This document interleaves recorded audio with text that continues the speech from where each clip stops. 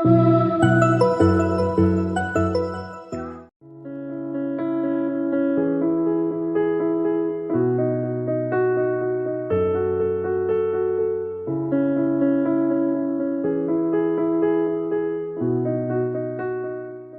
को हम सुनेंगे जिसके बोल हैं, यीशु तू कैसा महान, कोई नहीं तेरे समान, इस पापी जग के लिए दे दिया तूने अपनी जान।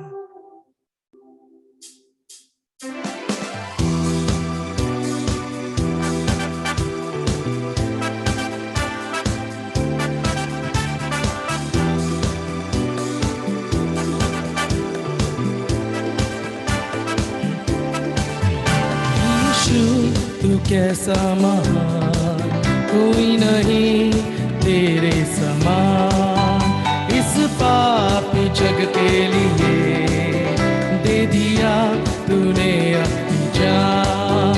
यीशु तू कैसा महान, कोई नहीं तेरे समान, इस पापी जग के लिए दे दिया तूने अपनी जान, ताकि नाश कोई न हो, अनंत जीवन है तेरा दान, ताकि नाश कोई न हो, अनंत जीवन है तेरा दान।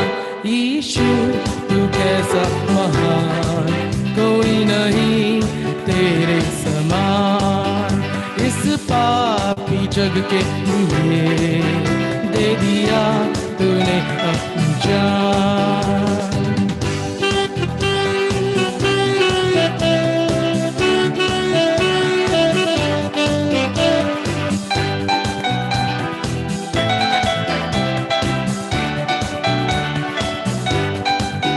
सागर की गहराइयों से, पर्वत की ऊंचाइयों से, सागर की गहराइयों से, पर्वत की ऊंचाइयों से, अतुल्य है तेरा ये प्यार प्रभु, दिखाया कल्वर पे दे के जान।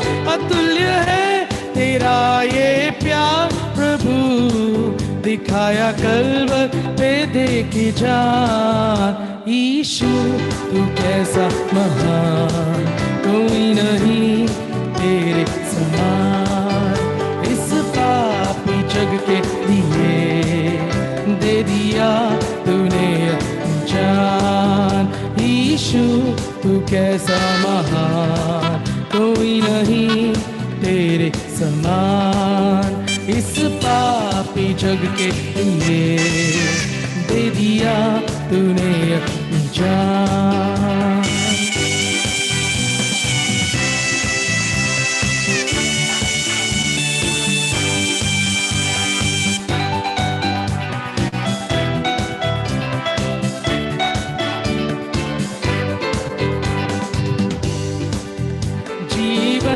ये दान है प्रभु का, जीना है उसके लिए। जीवन ये दान है प्रभु का, जीना है उसके लिए। प्रभु तेरे लिए ही जीऊंगा, सदा करूं तेरा ही गुणगान। प्रभु तेरे लिए ही जीऊंगा, सदा करूं तेरा ही गुणगान। यीशु तू कैसा महान, कोई नहीं तेरे समान, इस पापी जग के लिए दे दिया तूने अपनी जान। यीशु तू कैसा महान, कोई नहीं तेरे समान, इस पापी जग के लिए दे दिया तूने अपनी जान, ताकि नाश कोई न हो, अनंत जीवन है तेरा दान। ताकि नाश कोई न हो, अनंत जीवन है तेरा दान। यीशु तू कैसा महान, कोई नहीं तेरे समान, इस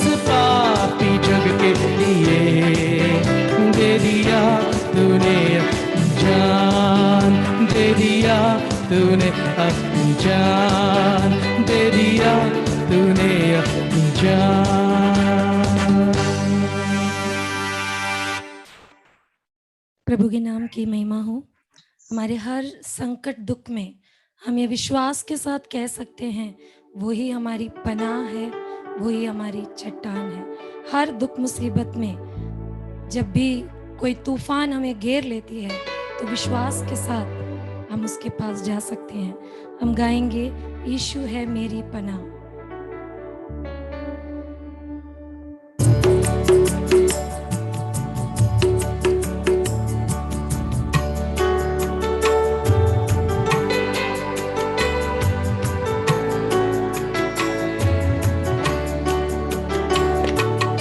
यीशु है मेरी पनाह,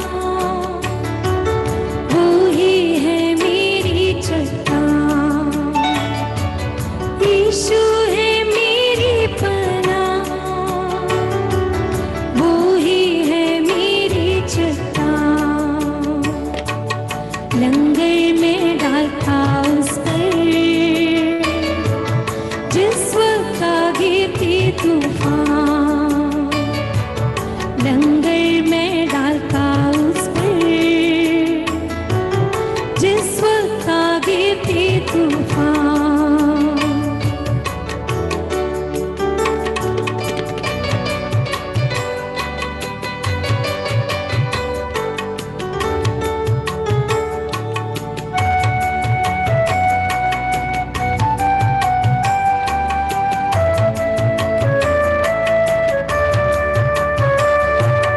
दुख से जब हूँ परेशान और जाना चाहता हूँ पार।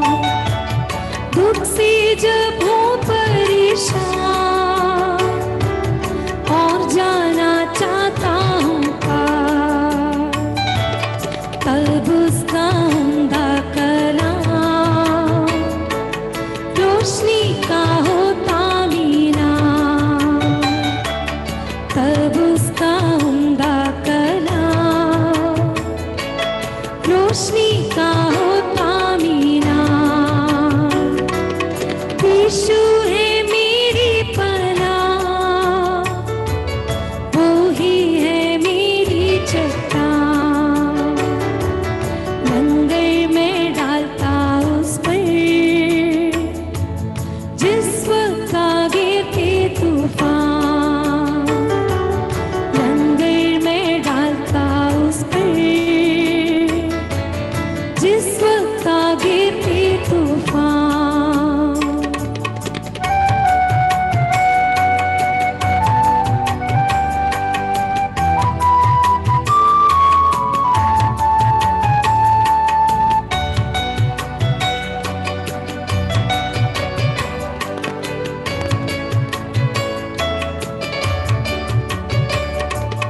दुनिया के सफर में फिक्रों का होता जब शोर। दुनिया के सफर में फिक्रों का होता जब शोर। यीशु एक ही झिड़की से तोड़ता तवांदी का जोर। यीशु एक ही झिड़की से तोड़ता तवांदी का जोर। यीशु है मेरी पनाह, वो ही है मेरी चट्टान। लंगर में डालता उस पर जिस वक्त आगे थे तूफान। लंगर में डालता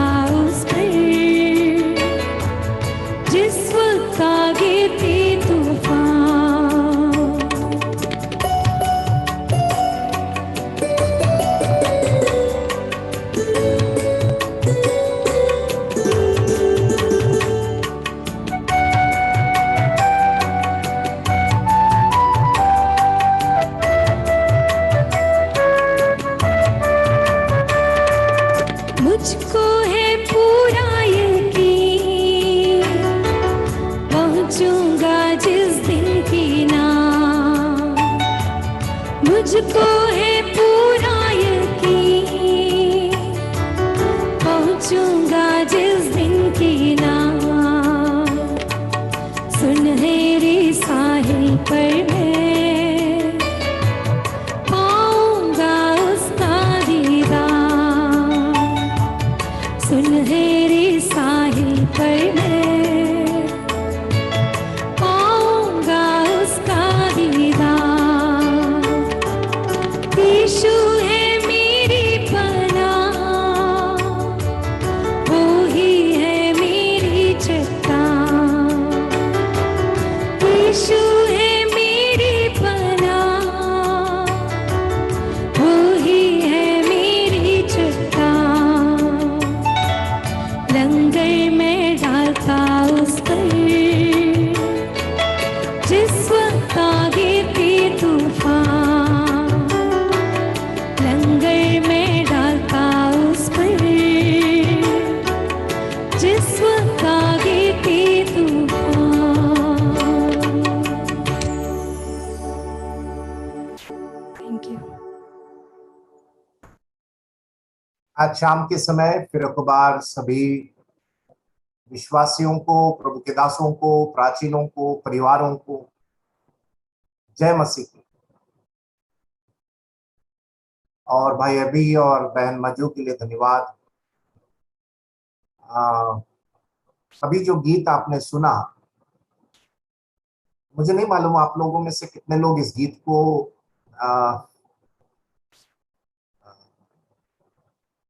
उसके अर्थ के साथ, उसका स्वाद के साथ गाते हैं। आई रियली डोंट नो, लेकिन मेरे जीवन का बहुत ही क्या बोलना चाहिए, हियाव, हिम्मत, धैर्य देने वाला वो गीत, यीशु है मेरी पनाह। यीशु एक ही झिड़की से आंधी का जोर को वो तोड़ देता, लंगर में डालता उसमें। मेरे अजीजों, हमारे जीवन में और कोई शरण स्थान नहीं, पनाह का स्थान नहीं, वो यीशु मसीह का स्थान है, जहां पर हम उस आराम को महसूस कर सकते हैं। इस बहुत अच्छे गीत की शुरुआत के साथ आइए हम परमेश्वर के वचन में प्रवेश करें। प्रकाशित वाक्य इसका दूसरा अध्याय, इसके दूसरे अध्याय, हम पिछले सप्ताह एफिसस की कलीसिया के संबंध में हम ध्यान दे रहे थे। एफिसस की कलीसिया ईसा पूर्व 30 से लेकर ईसा बाद 30 से लेकर ईसा बाद 100 तक, AD 30 to 100, उस दरमियान की कलीसिया थी। और उस कलीसिया से प्रभु कहता है कि उसके चौथी आयत, तेरे विरुद्ध यह कहना है कि तूने अपना पहला सा प्रेम छोड़ दिया है। You have left the first love. वहां पर 2-3 आयत छूट गया था समय की कमी के कारण। आज उसको भी कवर कर मैं अगली कलीसिया में प्रवेश करूंगा। एफेसस की कलीसिया उस पहला प्रेम को छोड़ दिया। They left the first love. प्रेम को नहीं छोड़ा था उन्होंने, पहला प्रेम की ताजगी, पहला प्रेम का समर्पण, पहला प्रेम का प्राथमिकता, पहला प्रेम का आज्ञाकारिता, ये। और वे इस विश्वास के जीवन में एक रीति रिवाज में आ गए थे। हम लोग भी कई बार इस मसीह जीवन को रीति रिवाज में जी सकते हैं। रीति रिवाज में आराधना, रीति रिवाज में गीत, रीति रिवाज में बाइबल पढ़ना, रीति रिवाज में आचरण, स्वभाव, गतिविधियां, ये सब हमारे जीवन में भी हो सकता है। ये मसीह जीवन की बहुत बड़ा खतरा है। The danger of Christian life, it can become routine. एक रीति रिवाज में हम लोग इसका पहिया को घुमाकर हम लोग आगे बढ़ सकते हैं, वो बहुत खतरा है। एफेसस की कलीसिया के संबंध में प्रभु कहता है कि तुमने पहला प्रेम छोड़ दिया है, और वो पहला प्रेम की ताजगी को तुमने छोड़ दिया, एकदम नीरस हो गया है, एकदम निरंकुश हो गए। तुमने प्रेम नहीं छोड़ा, लेकिन पहला प्रेम की ताजगी। हम लोग जो रोज सुबह उठते हैं, ये क्रूस के प्रेम की ताजगी हमें प्राप्त होना जरूरी है। रोज उस क्रूस की प्रेम की ताजगी, the freshness of God's love which was displayed on the cross, वो ताजगी अगर अनुभव नहीं कर रहे हैं तो धीरे धीरे हम निरंकुश हो जाएंगे, हम रीति रिवाज में चले जाएंगे। तो प्रभु को प्रेम करने का मतलब क्या है? What does it mean? प्रभु को प्रेम करना, सब लोग प्रचार करते रह रहे, प्रभु को प्रेम करो, प्रभु को प्रेम करो। प्रभु को प्रेम करने का मतलब, यूहन्ना रचित सुसमाचार उसका 14वां अध्याय निकालेंगे। यूहन्ना रचित सुसमाचार 14वां अध्याय और उसकी 15वीं आयत, जॉन 14 एंड वर्स 15, उसकी 15वीं आयत, यदि तुम मुझसे प्रेम रखते हो तो मेरी आज्ञाओं को मानोगे। प्रभु को प्रेम करने का मतलब उसकी आज्ञा का पालन करना है, टू ओबे हिम। बात यहां पर आकर अटक जाती है। हम लोग सब दावा करते हैं कि हम प्रभु को प्रेम करने वाले हैं, लेकिन प्रभु कहता है प्रेम करते हो तो मेरी आज्ञा का पालन करो। आज्ञा कैसे पता चलेगा? बाइबल पढ़ने से। और परमेश्वर उस आज्ञा का पालन करने का परिणाम, उसका 21वीं आयत पढ़े, उसी अध्याय का 21वीं आयत, जिसके पास मेरी आज्ञा है और वह उन्हें मानता है वही मुझसे प्रेम करता है। ओ, प्रभु कहता है जिसके पास मेरी आज्ञा है और उसे मानता है वही मुझसे प्रेम करता है। एफेसस की कलीसिया से प्रभु कह रहा है कि तुमने मेरी आज्ञा का पालन करना है। आपके जीवन में आत्मिक गतिविधियां हैं लेकिन आत्मिकता नहीं है। आज के इस मसीह दुनिया में आत्मिक गतिविधियां बहुत है, स्पिरिचुअल एक्टिविटीज बहुत है, लेकिन स्पिरिचुअलिटी नहीं है, मतलब आत्मिकता हम लोगों के अंदर नहीं है। यहां लिखा है ये जिसके पास मेरी आज्ञा वह उन्हें मानता है वही मुझसे प्रेम करता है। तो प्रेम करने वाला आज्ञा का पालन करने वाला है। देखिए उसके बाद क्या लिखा है, और जो मुझसे प्रेम रखता है उसे मेरा पिता प्रेम रखेगा और मैं उससे प्रेम रखूंगा। ये प्रभु का वायदा है, पिता उससे प्रेम रखेगा, मैं उससे प्रेम करूंगा। अब पढ़िए आप आखिरी भाग, और अपने आप को उस पर प्रकट करूंगा। उसको अच्छे से पढ़िए, मैं अपने आप को उसके ऊपर प्रकट करूंगा। मतलब यीशु मसीह कौन है, उसका स्वभाव, उसकी पवित्रता, उसकी इच्छा, उसकी आज्ञा, उसके वायदे, उसका दर्शन, उसका प्रकाश, उसका सामर्थ, उसका अनुग्रह। प्रभु कहता है जो मेरी आज्ञा को पालन करेगा मैं उसके ऊपर क्या करूंगा? उस पर मैं प्रकट करूंगा। उसका मतलब क्या है? उसका मतलब है कि आज्ञा का पालन से ही हम यीशु मसीह को और जान सकते हैं। हमारा परमेश्वर कभी भी हमारे मसीह जीवन का रूपरेखा एक साथ नहीं दिखाता है। He doesn't show the blueprint of our life at once.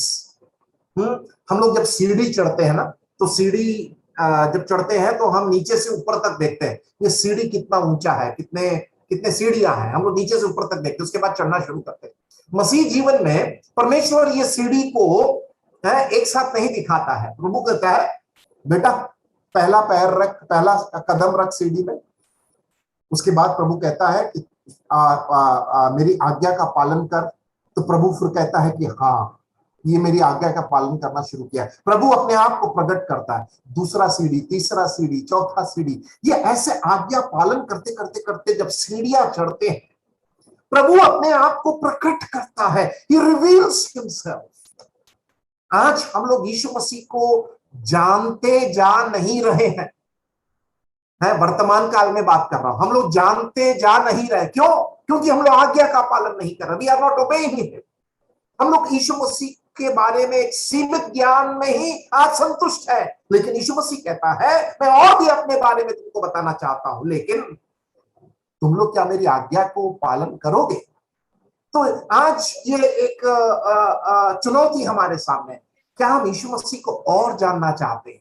हम लोग केवल स्वर्ग में प्रवेश कर आज संतुष्ट हो गए। अरे पासपोर्ट मिल गया, लाइसेंस मिल गया, अब तो इसके ऊपर ठप्पा लग गया, मेरा इस पासपोर्ट और लाइसेंस को तो कोई छीन नहीं सकता, मैं तो स्वर्ग जाऊंगा। हम लोग उससे संतुष्ट हो गए। लेकिन प्रभु क्या कहता है? मैं और अपने बारे में तुमको बताना चाहता हूं, लेकिन तुम लोग उस पहले प्रेम को छोड़ दिए। मतलब क्या है? मेरी आज्ञा का पालन नहीं करना चाहते हैं। हम लोग आज इस बात को सीखें कि प्रभु की आज्ञा का पालन करना सीखें। प्रभु की आज्ञा प्रभु के वचन में लिखा है, और इसलिए एफेसस की कलीसिया के लिए वो इस प्रकार कहता है, 5वीं आयत। और सो उनके लिए कुछ आज्ञा है, वहां पर 3 चीजें वहां पर लिखा हुआ है। सो चेत कर कि तू कहां से गिरा है।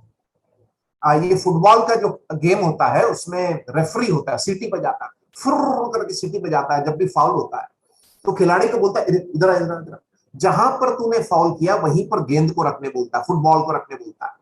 तो गेंद को वहीं रखकर फिर उसको बोलता है मारने के लिए। ये बहुत चालाक होते हैं ये खिलाड़ी लोग। वो लोग थोड़ा सा 10 मीटर 20 मीटर दूर अपने अपने विरोधी के मैदान में जगह में जाकर रखते हैं, तो सीटी बजाते इधर इधर इधर इधर, उधर नहीं इधर।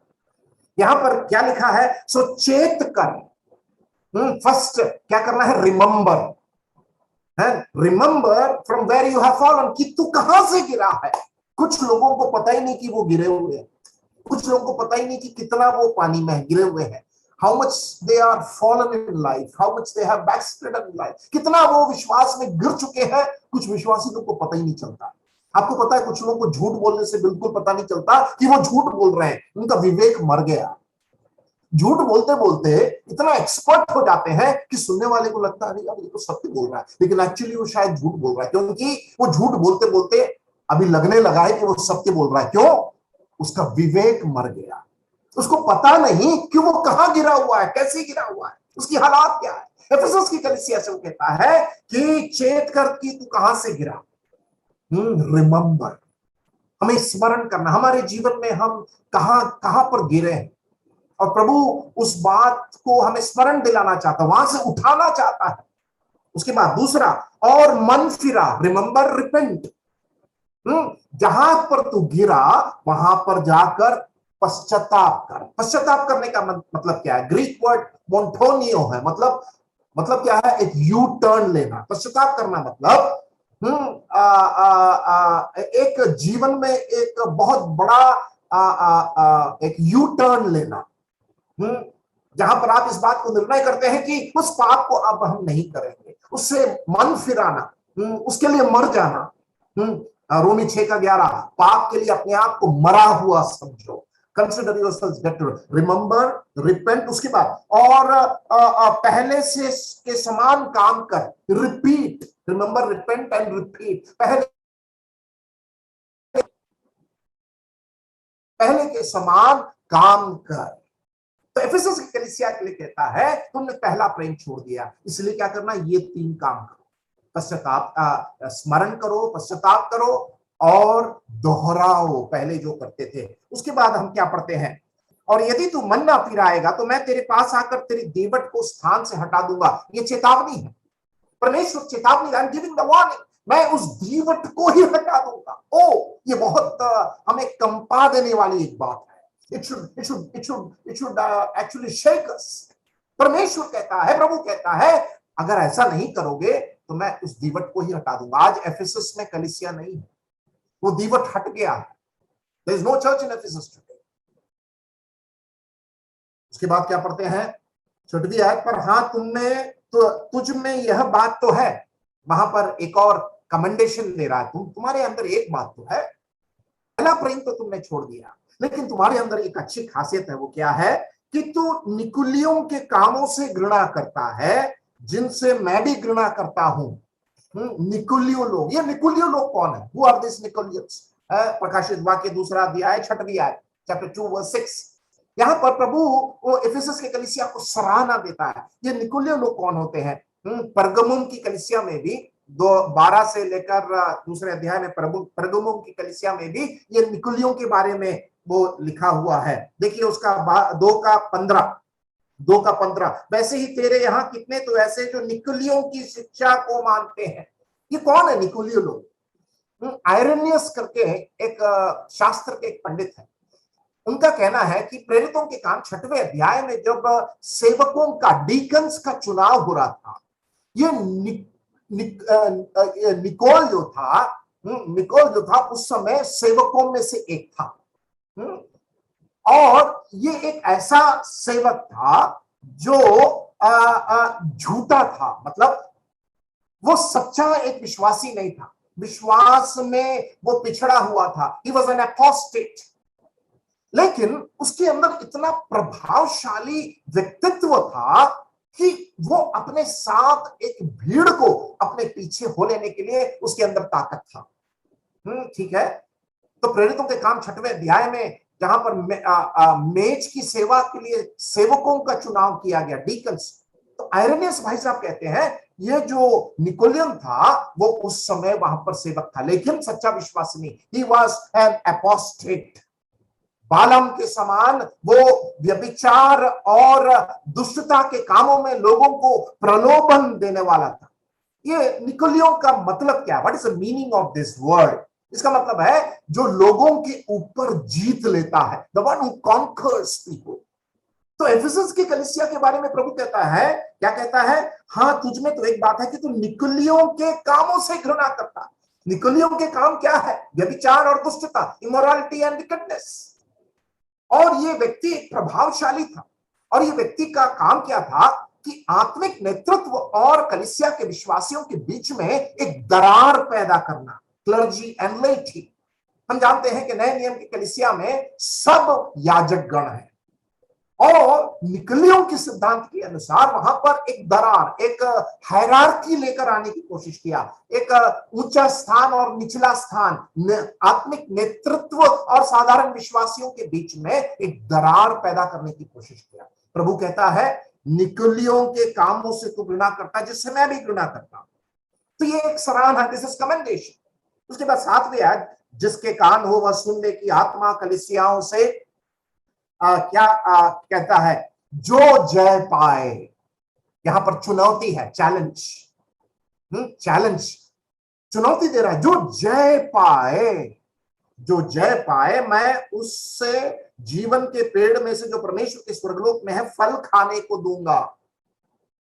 जो जय पाए, जय पाने वाले कौन है? सच्चे विश्वासी। The true believers are overcomers. मतलब जो जीवन में विश्वास की धीरता रखकर इस जय पाने वाले विश्वासी को, जो हारने वाले नहीं। इसलिए पहला यूहन्ना में हम क्या पढ़ते हैं? उसका 5वां अध्याय 4 और 5, जो हमारे अंदर है वो संसार से भी बड़ा है। रोमियों की पत्री 8वें अध्याय में हम क्या पढ़ते हैं? हम जयवंतों से भी बढ़कर हैं।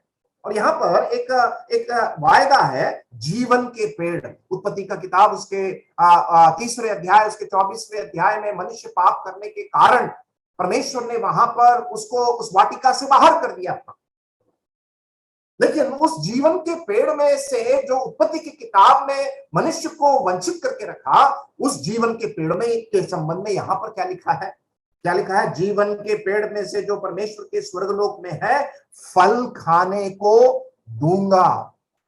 ये प्रकाशित वाक्य में उस जीवन के पेड़ के बारे में 22वां अध्याय, 22वां अध्याय, इसी किताब का 22वां अध्याय निकालेंगे, 22वां अध्याय उसकी 2री आयत और 14वीं आयत।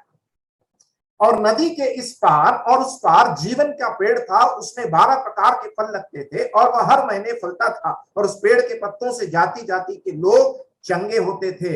उसकी 14वीं आयत, धन्य वे हैं जो अपने वस्त्र धो लेते हैं, क्योंकि उन्हें जीवन के पेड़ के पास आने का अधिकार मिलेगा। जिस पेड़ से मनुष्य को उत्पत्ति की किताब में पाप से वंचित करके रखा गया था, प्रकाशित वाक्य 22वें अध्याय में उस मनुष्य को जीवन के पेड़ के पास आने के लिए परमेश्वर अधिकार देता है। ये बहुत अच्छी तुलना हम उत्पत्ति और प्रकाशित वाक्य से हम सीख सकते हैं। इस प्रकार मैं यहां पर समाप्त करने जा रहा हूं। जो जय पाए, जो जय पाए, वो सच्चे विश्वासी जयवंत विश्वासी है। इसलिए पौलुस क्या कहता है? हमें रोज जय के उत्सव में ले चलने वाला परमेश्वर, जयवंतों से भी बढ़कर जिसने हमें बनाने वाला परमेश्वर हमारे अंदर जो है वो संसार से बड़ा है।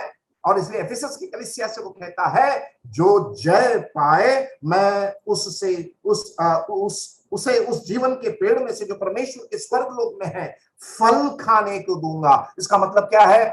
स्वर्गलोक का वो वायदा, the promise of eternity in heaven, उसका मतलब वो है। एफिसस के कलीसिया में उस पहला प्रेम को उन्होंने छोड़ दिया था। हम लोग सोचते हैं कि कई बार ये जो दूत संदेश कलीसियाओं को, 7 कलीसियाओं को दिया गया है, वो उस समय के लिए नहीं था, केवल था, नहीं, यह संदेश कलीसिया के हर युग के लिए है। आज हमारे इस युग में भी इस हमारे कलीसियाओं के लिए प्रभु का दूत हमसे बात कर रहा है। क्या हमने उस प्रेम को छोड़ दिया? Have you left that first love? मैं कई बार उस बात को कहता हूं कि हम कभी भी सुसमाचार, गॉस्पेल, क्रूस, प्रभु यीशु मसीह, उस बुनियादी जो विश्वास का आधार अर्थात सुसमाचार की ताजगी, सुसमाचार का सामर्थ, उस पुनरुत्थान का सामर्थ, यीशु मसीह और उसके क्रूस की महिमा की ताजगी को कभी भी हम खोए ना। Never miss the taste and freshness of the cross and of Christ. Ephesus की कलीसिया पहला प्रेम को छोड़ दिया था, लेकिन उनके अंदर बहुत सारे अच्छाइयां भी थी। उनका परिश्रम, उनका प्रेम, उनका धीरज, और जो बुराइयां थी, दुष्टता थी, उससे दूर रहने वाले परमेश्वर। हमारे जीवन में भी हम शायद कई क्षेत्रों में अच्छे होंगे, लेकिन प्रभु आज कह रहा है, मुझे कुछ ऐसे क्षेत्र दिख रहे हैं जहां पर सुधार की आवश्यकता है। There needs to be correction, there needs to be transformation. आइए हम आगे बढ़ते हैं। आज हम 8 से लेकर इसकी 11वीं आयत तक, दूसरी कलीसिया, स्मिर्ना की कलीसिया, दूसरी कलीसिया, स्मिर्ना की कलीसिया, कोई पढ़ने में मदद करे 8 से लेकर 11वीं आयत तक।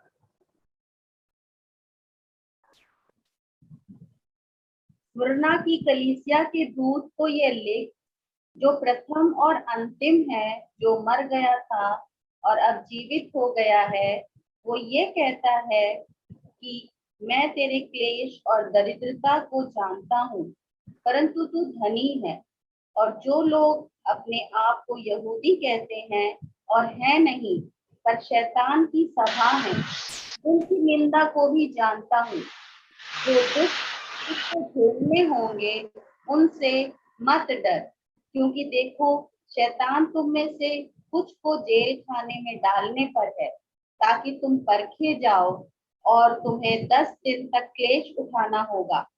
प्राण देने तक विश्वासी रहे, तो मैं तुझे जीवन का मुकुट दूंगा। जिसके कान हो वो सुन ले कि आत्मा कलीसियाओं से क्या कहता है। जो जय पाए उसको दूसरी मृत्यु से हानि ना पहुंचेगी। Thank you sister.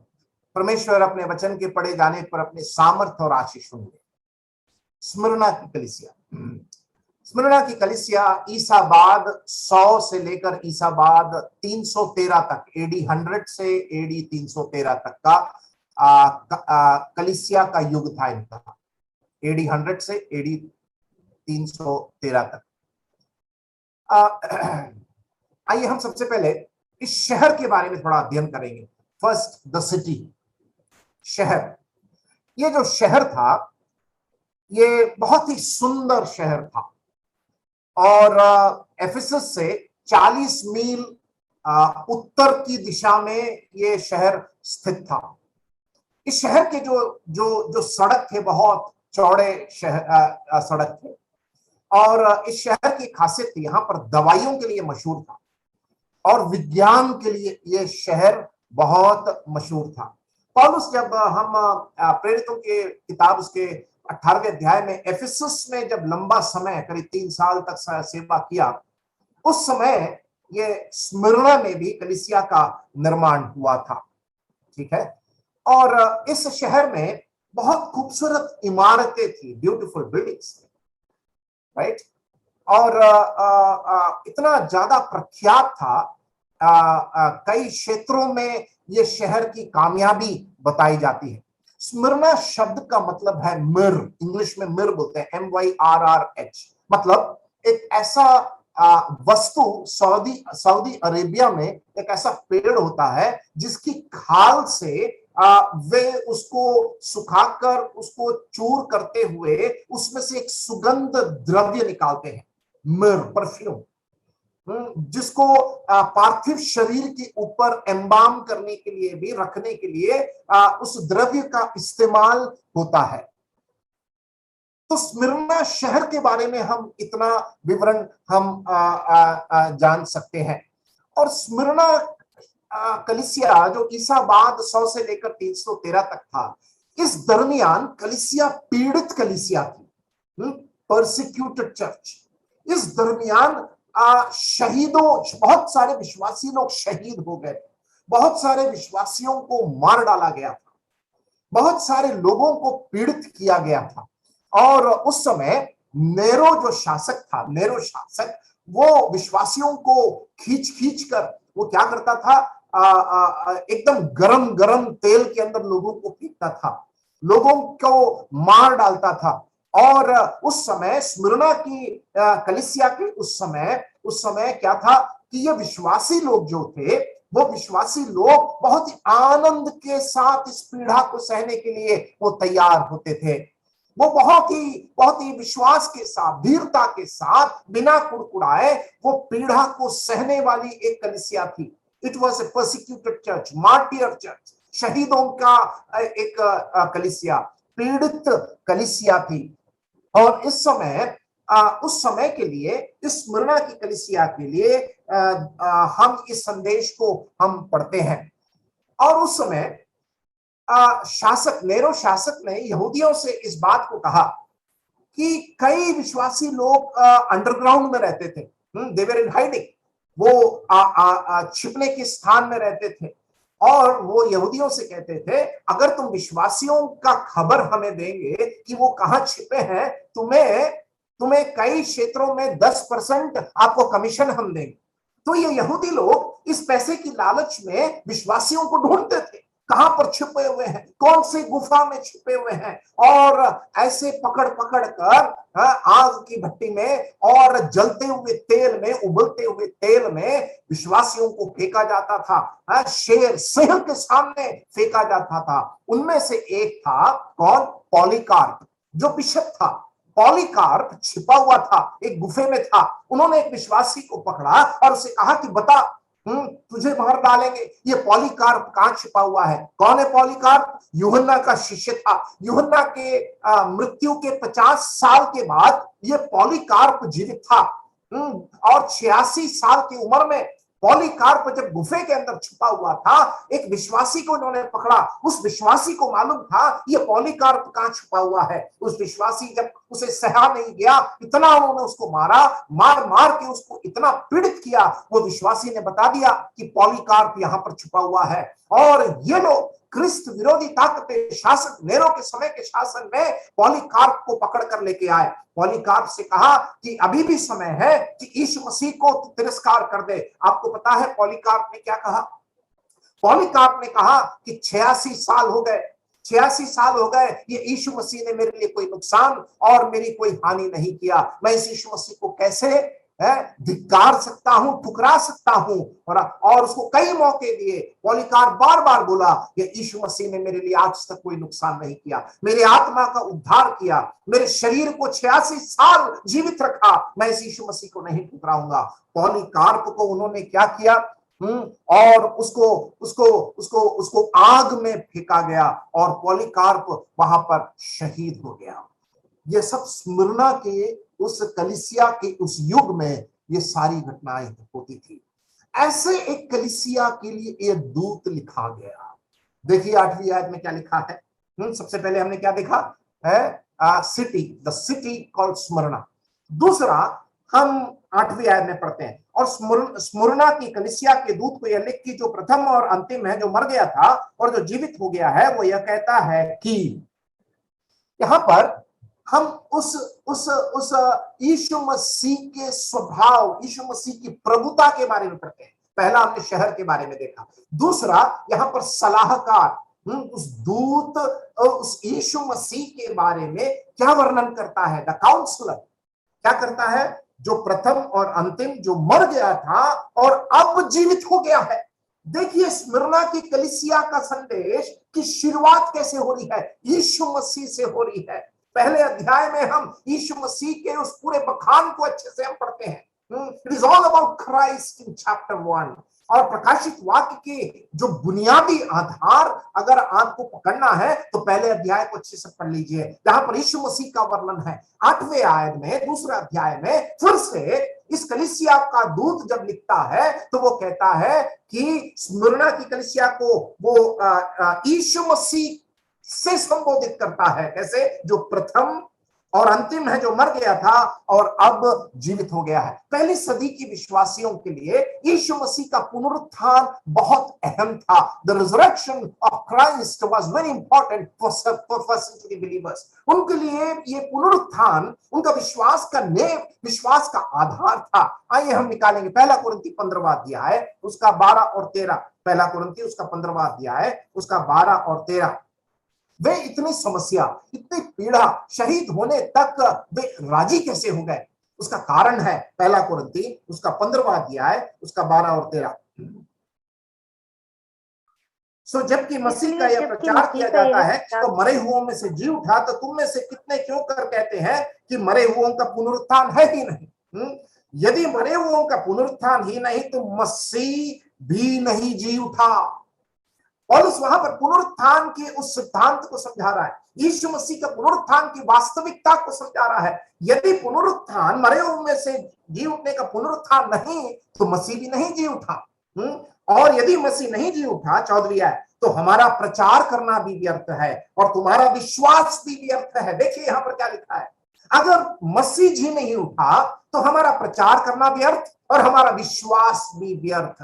पहली सदी की कलीसिया के लिए, स्मुरना के विश्वासियों के लिए यीशु मसीह का पुनरुत्थान उनके लिए उस पीड़ा के समय उनको विश्वास की दृढ़ता में रहने के लिए वो बहुत बड़ा कारण था। इसीलिए 8वीं आयत में क्या लिखा है, जो मर गया था अब जीवित हो गया है। उस जीवित प्रभु यीशु मसीह, उस प्रभु यीशु मसीह का पुनरुत्थान का सामर्थ उनके लिए, मसीह के लिए शहीद होने के लिए एक कारण था। पहला कुरिन्थी 15वां अध्याय 20वीं आयत, परंतु सचमुच मसीह मुर्दों में से जी उठा है। और उस कहता है वास्तविकता तो यह है कि मसीह जी उठा है और जो सो गए हैं उनमें पहला फल हुआ है। मेरे पास समय नहीं है उसको समझाने के लिए। अब ये पहली सदी के विश्वासियों के लिए ये पीड़ा सहने के पीछे उनके अंदर का ताकत क्या था? What was the reason? The resurrection of Christ. प्रभु यीशु मसीह का पुनरुत्थान का वो सामर्थ्य उनको इस पीड़ा को सहने के लिए, शहीद होने तक, मरने तक के लिए उनको विवश करने का कारण बना। What? The resurrection of Christ, प्रभु यीशु मसीह का पुनरुत्थान। इसलिए वहां पर स्मुरना की कलीसिया के लिए जब हम पढ़ते हैं, जो प्रथम और अंतिम है, पहले अध्याय में भी उस भाग को हम पढ़ते हैं, जो प्रथम और अंतिम है, जो मर गया था और अब जो जीवित हो गया है, वो यह कहता है कि, वो क्या कहता है? क्या कहता है? 9वीं आयत, मैं तेरे क्लेश और दरिद्रता को जानता हूं, परंतु तू धनी है और जो लोग अपने आप को यहूदी कहते हैं और है नहीं पर शैतान की सभा है, उनकी निंदा को भी जानता हूं। पहला हमने शहर देखा, सिटी। नंबर 2, दूसरा हमने देखा काउंसलर, सलाहकार। तीसरा यहां पर कमेंडेशन, यहां पर उनको सराह रहा है, उनकी तारीफ कर रहा है। क्या तारीफ कर रहा है? 3 बातें हैं उनके अंदर। स्मुरना की कलीसिया के संबंध में प्रभु वहां पर 3 बातों को उठाकर कह रहा है। पहला क्या है? तेरे क्लेश। दूसरा तेरा दरिद्रता। और तीसरा तीसरा वहां पर उन निंदा, ट्रिबुलेशन, पॉवर्टी एंड ब्लास्फेमी। ये तीनों का, इस शब्द का अध्ययन इस स्मुरना की कलीसिया के संदर्भ में करना बहुत जरूरी है। सर्वप्रथम हम देखते हैं इस स्मुरना की कलीसिया में जो क्लेश आए, मैंने उसके बारे में एक विवरण दे दिया। हमें मालूम है कि पौलुस के दूसरे मिशनरी सफर में, हम जब प्रेरितों के काम में जब जाते हैं, उसका 17वां अध्याय, वहां पर पौलुस जब थिस्सलुनीकियों की शहर में पहुंचा, वहां पर यासोन के घर में धावा बोल दिया लोगों ने। और यासोन के घर में धावा क्यों बोला? क्योंकि लोगों ने सोचा कि यासोन के घर में पौलुस छिपा हुआ है। पौलुस तो वहां से फरार हो गया था। लोग सोचे कि यासोन पौलुस को वहां पर छिपा कर रखा है। पढ़िएंगे प्रेरितों के काम उसका 17वां अध्याय, प्रेरितों के काम उसका 17वां अध्याय, एक्ट्स चैप्टर 17 और उसके छठवीं आयत हम पढ़ेंगे। और उन्हें ना पाकर वे चिल्लाते हुए यासोन और कितने और भाइयों को नगर के हाकिमों के सामने खींच लाए कि ये लोग जिन्होंने जगत को उल्टा पुल्टा कर दिया है यहां भी आए हैं। थिस्सलुनीकियों में जब पौलुस पहुंचा, यासोन के घर में उन्होंने धावा बोल दिया, क्योंकि यहां पर क्या लिखा है, जिन्होंने जगत को उल्टा पुल्टा कर दिया है वे शहर में भी आ गए और वे यासोन के घर में पौलुस को ढूंढने के लिए गए। यासोन वहां से पौलुस निकलकर कहां चला गया, रात पौलुस और सिलिया, उसके 10वीं है, पौलुस और सिलास बिरिया में भेज दिया गया, वो बिरिया में चला गया। थिस्सलुनीकियों की कलीसिया जो पौलुस के दूसरे मिशनरी सफर में जो गठन की गई थी, वो पीड़ा के बीच में उद्भव हुआ एक कलीसिया है। It came in the midst of suffering. एक ऐसी कलीसिया जो पीड़ा के बीच में, पीड़ा क्या है, सताव क्या है, वो मार खाने का मतलब क्या है, उसके बीच में उद्भव हुई कलीसिया। इसलिए पौलुस जब थिस्सलुनीकियों की पत्री को लिखता है, पहला थिस्सलुनीकियों निकालेंगे, पहला थिस्सलुनीकियों उसका पहला अध्याय, फर्स्ट थिस्सलुनियंस चैप्टर 1, पहला थिस्सलुनीकियों पहला अध्याय उसकी 6वीं आयत, वहां पर पौलुस उस कलीसिया के बारे में लिखता है। वो कहता है, और तुम बड़े क्लेश में पवित्र आत्मा के आनंद के साथ वचन को मानकर हमारी और प्रभु की सी चाल चलने लगे। देखिए यहां पर थिस्सलुनीकियों की कलीसिया की खासियत, क्लेश के बीच में, उसके बाद क्या लिखा है, क्लेश के बीच में पवित्र आत्मा के आनंद के साथ। स्मुरना की कलीसिया के बारे में प्रभु कहता है, तेरे क्लेश को मैं जानता हूं। थिस्सलुनीकियों की कलीसिया के बारे में लिखा है, बड़े क्लेश में आत्मा के आनंद के साथ वचन को मानकर। देखिए प्रभु को प्रेम कब कर रहे हैं, क्लेश के बीच में।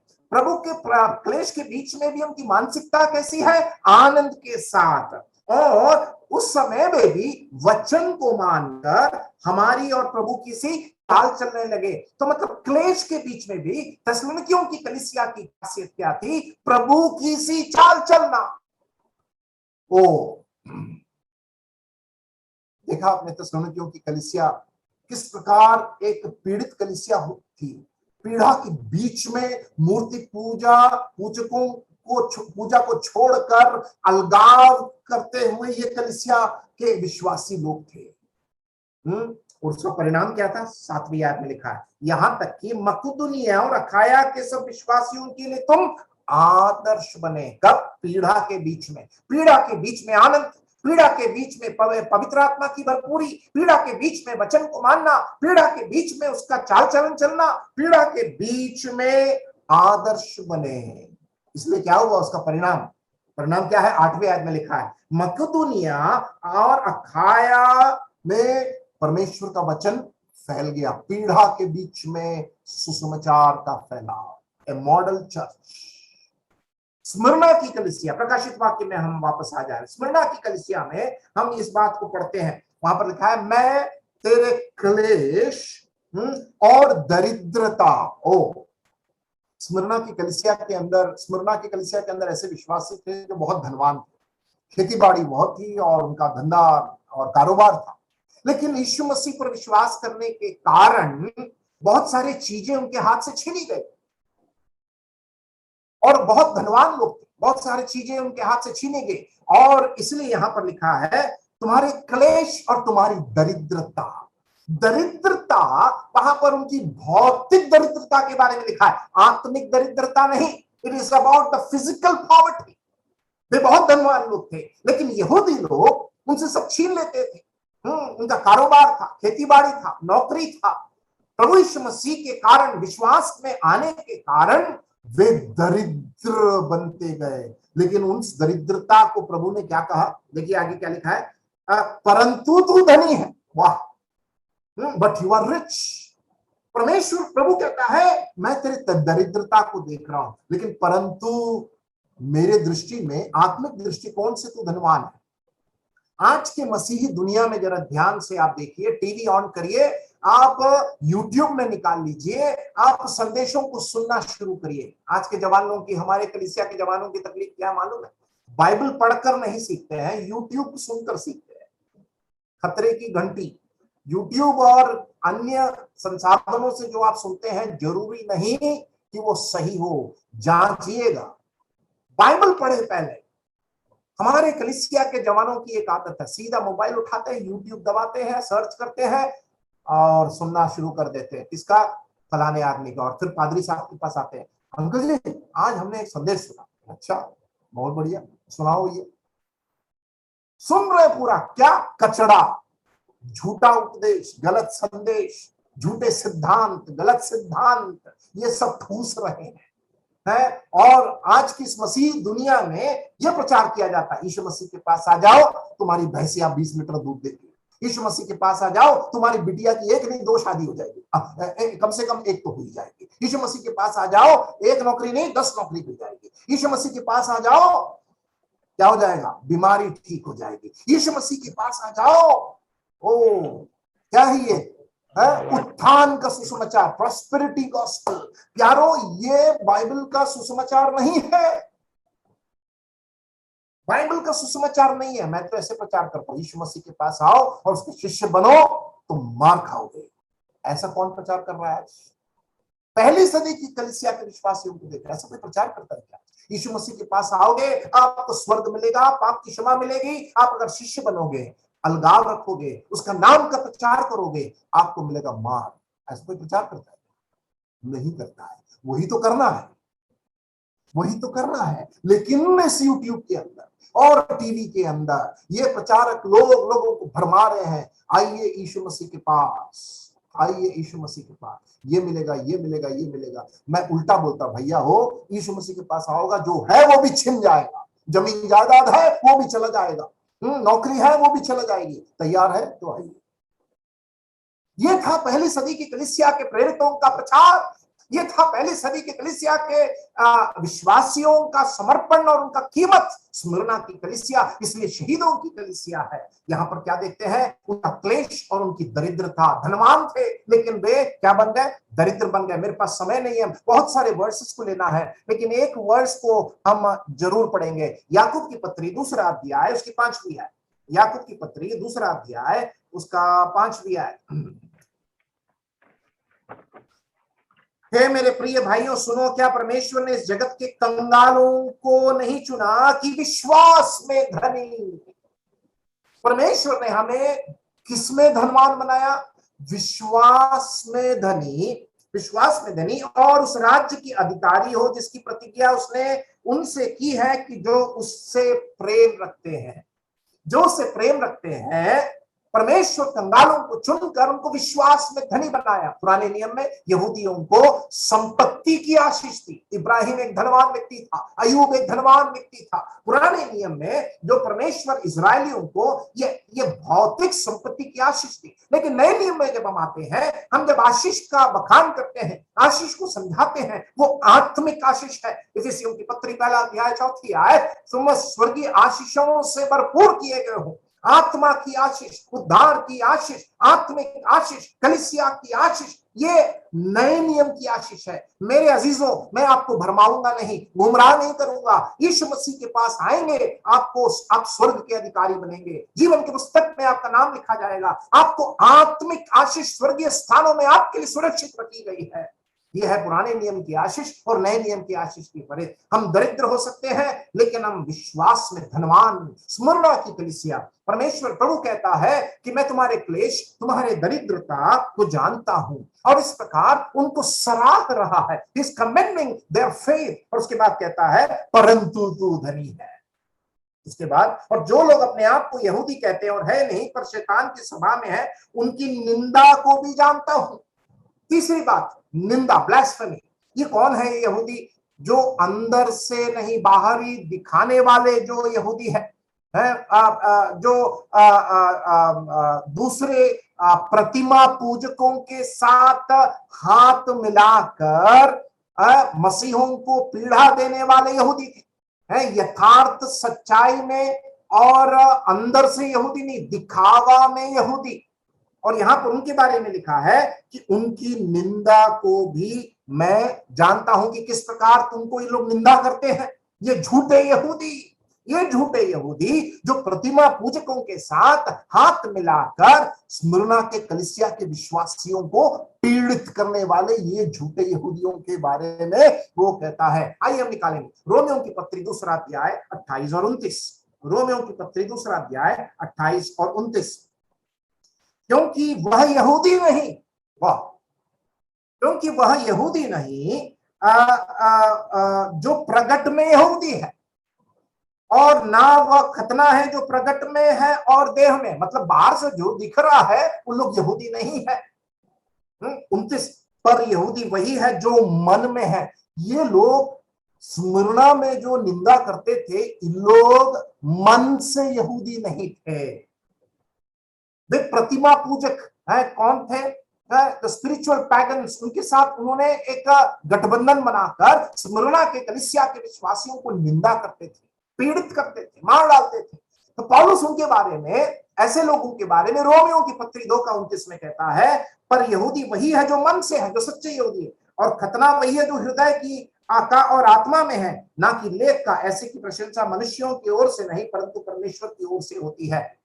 ये झूठे यहूदी लोग थे, और वो कहता है, परमेश्वर कहता है, तुम्हारा क्लेश, तुम्हारी दरिद्रता और तुम्हारी निंदा को मैं जानता हूं। तो स्मरणा की कलीसिया के लिए इस प्रकार का एक सराहना प्रभु करता है, कमेंडेशन। ब्रदर टाइम है क्या?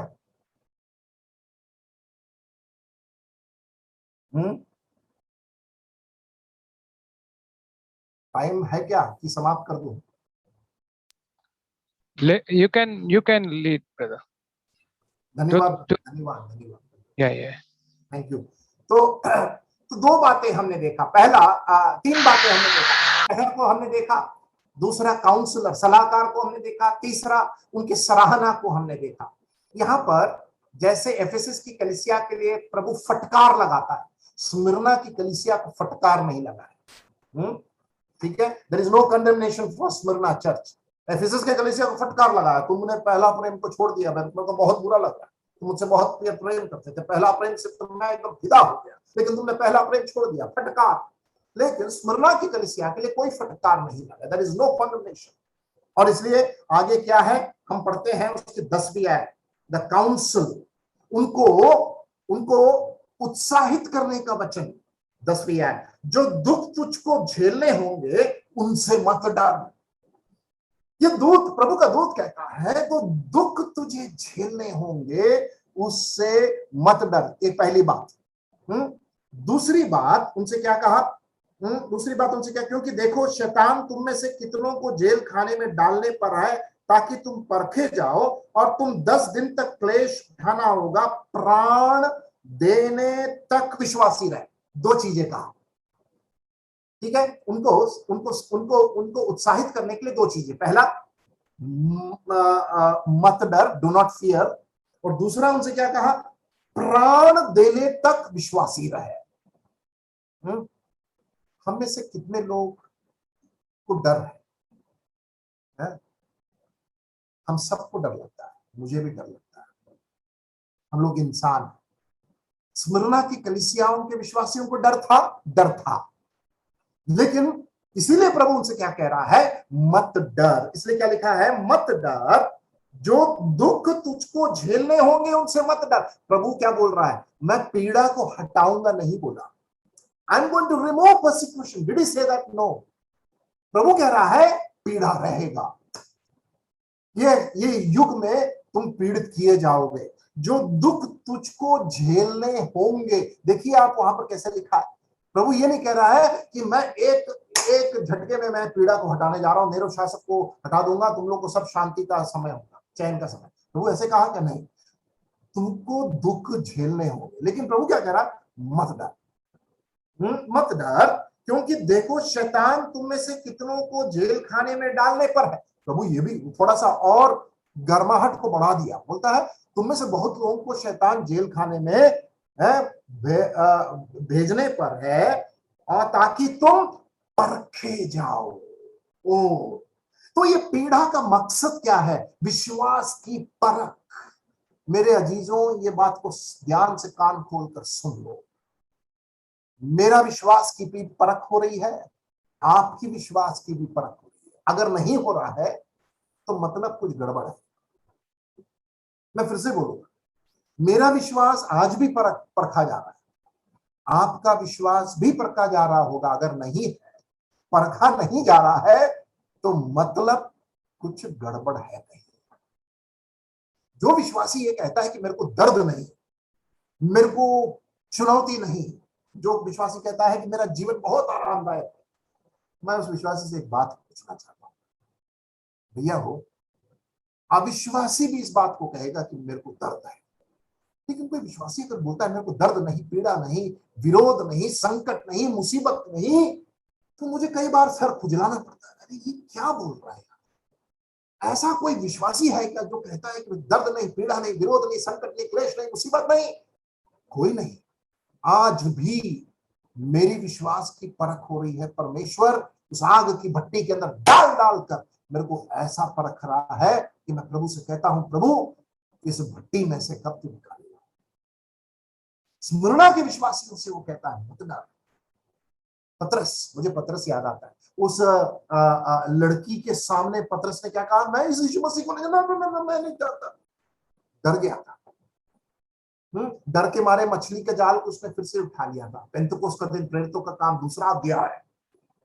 डरपोक पतरस क्या बन गया, सामर्थ्य से भर गया। कौन सा? पवित्र आत्मा का। 3000 उद्धार पाए। वो पतरस उस कलीसिया की उस समय किस प्रकार सामर्थ्य के काम को किया। कैसा था? डरपोक, जिसने एक लड़की से डर गया। हाँ, लड़की ने कहा ये था, यही था, यही था। पतरस बोला नहीं नहीं, मैंने कोई और होगा, मैं नहीं जानता ऐसे, जिसने यीशु मसीह को तिरस्कार किया। वो पतरस, प्रेरितों के काम का पतरस और सुसमाचार का पतरस का फर्क देखते हैं। आत्मा से जब वो भर गया, पेंतकुस्त के दिन में उसने कहा, हे यहूदियों, कान खोल के सुन लो। उसका दूसरा अध्याय आप पढ़िएगा, पेंतकुस्त के दिन में कैसे प्रचार किया था, बुलंद हिम्मत वाला, हे यहूदियों कान खोल के सुन लो, जिस यीशु मसीह को तुमने इस क्रूस पर चढ़ाया और तुमने धिक्कारा, उसी को तुमने ही मार डाला। डरा हुआ पतरस हिम्मत के साथ प्रचार किया। क्यों? फर्क क्या था? पवित्र आत्मा से भर गया था। मेरे और आपके जीवन में आज इस पीड़ा काल में, भारत देश में, जब ये भारत पीड़ित है, मतलब विश्वासी लोग पीड़ित है, कलीसिया पीड़ा में गुजर रहा है, आज ये दूत हमें मिल रहा है कि मत डर। क्योंकि देखो, शैतान तुम में से कितनों को जेल खाने में डालने पर है, ताकि तुम परखे जाओ और तुम्हें 10 दिन तक क्लेश उठाना पड़ेगा। ये 10 दिन क्या है? ये 10 दिन क्या है? ये पंडितों का कहना है 10 दिन लिटरल 10 डेज है, 10 दिन। लेकिन कुछ पंडितों का कहना है कि 10 शासक लोग थे। There were 10 Caesars, 10 emperors. ठीक है, मेरे पास समय नहीं है, मैं केवल नाम बोलूंगा। Nero, Domitian, Trajan, Pius, Marcus, Aurelius, Severus, त्रुशियन, डिशियस एंड डायोक्लेटियन। ये 10 शासकों के समय, उस समय जो था, जो स्मिर्ना की कलीसिया के समय, ये 10 शासक थे।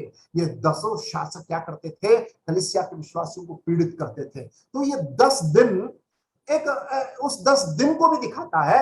ये 10 दिन जो है वो 10 शासक जो थे उनको भी दिखाता है। इसलिए यहां लिखा है कि तुम्हें क्लेश उठाना देगा। दूसरी बात, प्राण देने तक विश्वासी रहे। मैं पढ़कर कई बार प्रभु से पूछा, प्रभु मैं क्या ऐसे खड़े हो पाऊंगा? मेरे अजीजों, हमारे ऊपर जब पीड़ा आएगी, मैं विश्वास करता हूं कि प्रभु हमें हिम्मत देगा। उस समय हमें आत्मा की भरपूरी, हमें क्या बोलना है उसका सामर्थ्य। मैं आज प्रभु से पूछा, प्रभु मैं क्या खड़े हो पाऊंगा इस पीड़ा के साथ? प्रभु ने कहा कि उस समय मैं तेरे को अनुग्रह दूंगा। प्राण देने तक विश्वासी रह तो मैं तुझे जीवन का मुकुट दूंगा, क्राउन ऑफ लाइफ। मैं तुझे जीवन का मुकुट। तो वहां पर जो चुनौती है, 2 चीज है। पहला है जीवन का मुकुट, और क्या है? और क्या है? उसके बाद लिखा है